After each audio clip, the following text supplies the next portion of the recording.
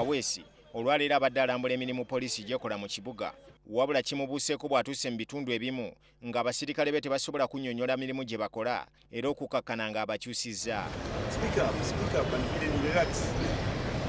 They seem not to have any command here.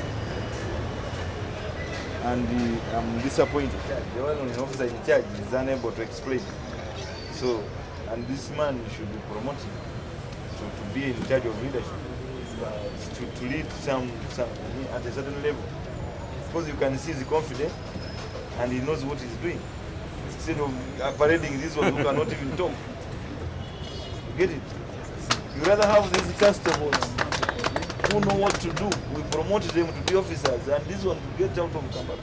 Wanera wasinzidde n'alagira basajjabe okolaganira wamu n'abakulembeze b'ebyalo okusobola okulwanyisa obumenyi bw'amateeka mu kibuga. I need crime preventers. New one, the old ones have become thugs. Kaweesi era ategeezezza nti kaweefube ono abadde agendereddwamu okumanya omuwendo gw'abasirikale abali mu kibuga. Waliwo n'abatakola nga bali ku mpapula bali ku lukalala lw'abakola naye nga tebakola. Ndabo bawe bali physically. Mbabale bambuli bali bameka bali 30 nkakaze nti beebo. Okulambula kuno kukoleddwa mu bitundu by'ekibuga Kampala ebisinga okulowoozebwa nti bye birimu obumenyi bw'amateeka nga Aluwa Paaka, ewa Kiseka ne walala. Dini Lubo wa Sava, NTV Akawungeezi.